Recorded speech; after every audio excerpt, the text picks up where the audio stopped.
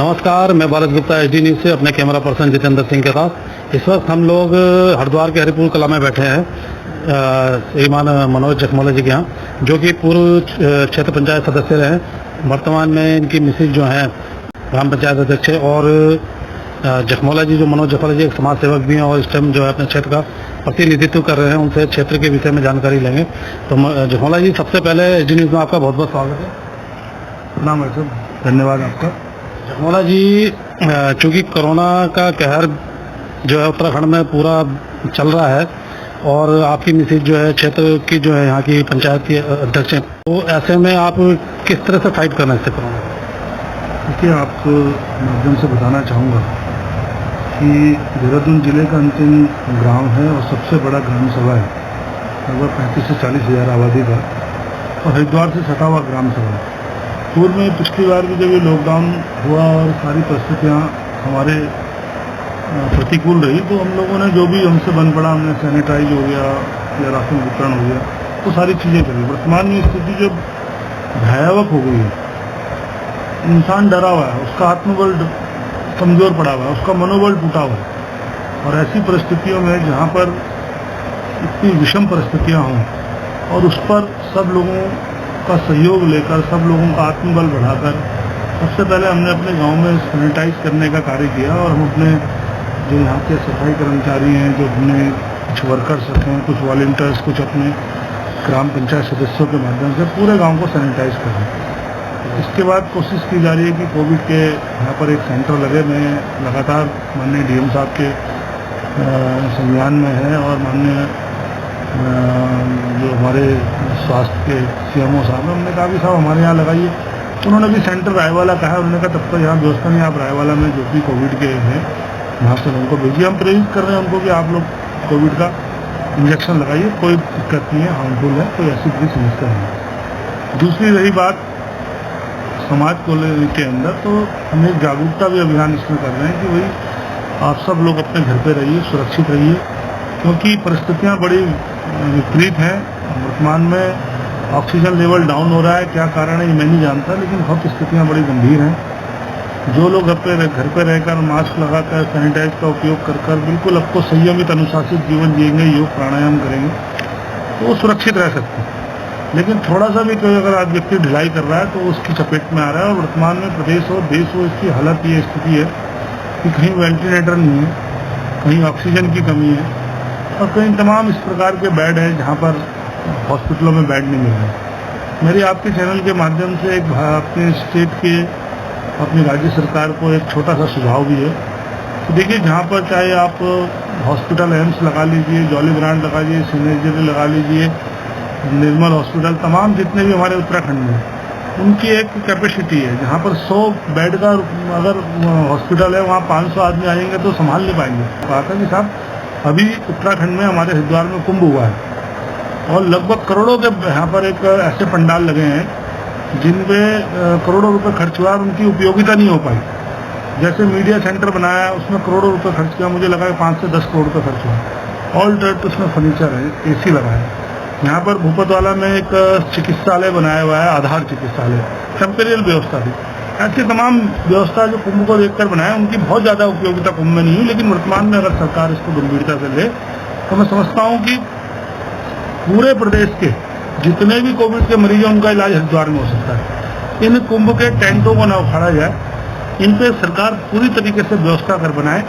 और देखिए, जब ये दैविक आपदा है और ये इमरजेंसी जैसे हालात हैं, इस वक्त सरकार पे, DM पे बहुत अतिरिक्त अपने पे एक अधिकार होते हैं। वो सारे हॉस्पिटल बनाए, यहाँ पर इतनी धर्मशालाएं खाली पड़ी हैं, उनका उपयोग करें। होटल खाली पड़े, इनका उपयोग करें।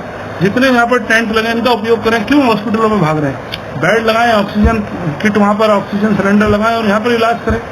आशा बहनें हैं, NM बहनें हैं, जो और भी हमारी नर्सेज हैं, सबका उपयोग करें। और यहाँ पर बहुत अधिकारी भी हैं। तत्काल प्रभाव से सरकार को, यहाँ कर मेलाधिकारी को, यहाँ के DM को, स्वास्थ्य सचिव को, और जो यहाँ के CMO, उनके साथ तत्काल CCR में बैठक रखनी चाहिए। और मैं समझता हूँ कि 3 से 4 जिले हमारे ज़्यादा प्रभावित है। पहाड़ों में तो सोशल डिस्टेंसिंग में लोग रह ही रहे हैं, लेकिन ये बहुत ज़्यादा कोविड से प्रभावित है। और इसके लिए सरकार बहुत अगर कदम नहीं उठाएगी तो और भी भयानक स्थिति बन सकती है।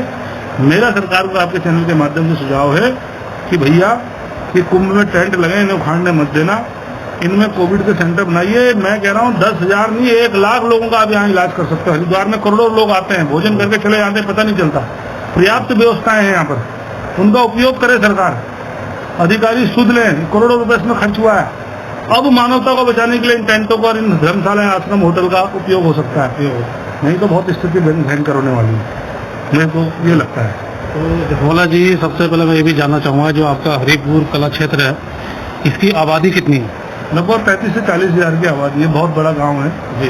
और ऋषिकेश विधानसभा का अंतिम गांव है। हरिद्वार स्टार्ट हो जाता है, कुंभ मेला क्षेत्र में भी आता है, संत बाहुल्य क्षेत्र है, तमाम यात्री टूरिस्ट एरिया है। सरकार से भी और हम अपने SDM साहब, DM साहब को, CM को कहा हमने कभी वैक्सीन शुरू करो यहाँ, तो वो अपने कभी स्टाफ का, कभी मेन पावर का, कभी कहते हैं कि सबके साथ सब डॉक्टर्स की ड्यूटी है, अन्य कई क्षेत्रों में लगी, हम करेंगे स्टार्ट। अच्छा, आपके क्षेत्र की क्या स्थिति है? स्थिति तो दिन प्रतिदिन बिगड़ रही है और जितना हम लोग अपने संसाधनों, सीमित संसाधनों जो कर सकते हैं कर रहे हैं, लेकिन सरकार को सुध लेनी चाहिए। एक चीज और देखने में आती है कि लोग भी कई बार लापरवाही कर जाते हैं। ठीक है, आपने कहा कि आप सैनिटाइजर की व्यवस्था कर रहे हैं शासन के द्वारा, अपने हिसाब से भी जितना हो सकता है अपने निजी संसाधन से, तो सरकार की तरफ से आपको कितना मतलब सपोर्ट मिल रहा है? अभी तो देखिए कुछ नहीं, अपने व्यक्तिगत निजी संसाधनों से हमने सैनिटाइज खरीदा, मशीनें मंगाई, अपनी व्यवस्था बना के कर रहे हैं। और मेलाधिकारी से भी निवेदन किया था, हरवीर जी से, मैंने कहा साहब कुछ सैनिटाइज या कुछ मास्क या कुछ ऐसे मेडिसिन है तो आप भिजवा दीजिए, क्योंकि हमारा जो एरिया बड़ा इफेक्ट हो रहा है और टूरिस्ट से जुड़ा हुआ एरिया, सारे कुंभ से के यात्री यहीं रहते थे, सारी धर्मशाला आश्रम, तो काफी एरिया प्रभावित हो रहा है, बहुत कैजुअलिटी हो रही है। तो हमें भी डर लग रहा है कि कैसी स्थितियों को तो कैजुअलिटी हुई आपकी? 15 से 20 लोगों में मुझे लगता है 10 से 15 लोग ऐसे हुए हैं और भयानक स्थिति है और इसको कैसे कंट्रोल किया जाएगा, हम लोग भी बड़ा चिंतित हैं और गंगा माई से यही प्रार्थना कर रहे हैं कि प्रभु ये संकट के जो बादल छाटे हैं बहुत जल्दी हटे, फिर दोबारा से खुशहाली हो, लोगों के चेहरे में मुस्कान हो, क्योंकि बहुत व्यक्ति का आत्मबल सबसे ज्यादा टूटा हुआ है, उनका मनोबल सबसे ज्यादा टूटा हुआ है।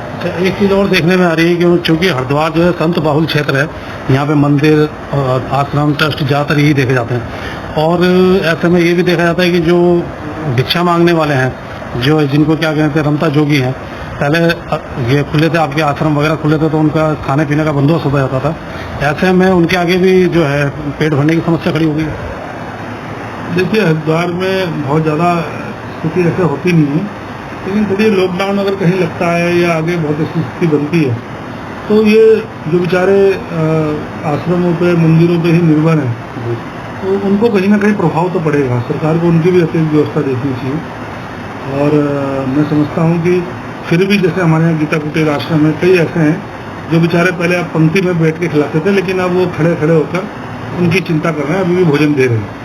अभी रास्ते में हमने 2-4 इनसे ही रमता जोगी से बात करी जो साधु हैं, तो उनका कहना यह था कि चूंकि सारे आश्रम बंद है, मंदिर बंद है लॉकडाउन की वजह से, तो उनके लिए पेट भरने की समस्या खड़ी हो गई है और कोई भी जल्दी से मदद के लिए आगे नहीं आ रहा है। अभी फिलहाल तो इतनी स्थिति नहीं है, क्योंकि अभी कुंभ सामने संपन्न आया है, सब जगह भोजन भी मिल ही रहा है, सब आश्रम में मिल रहा है।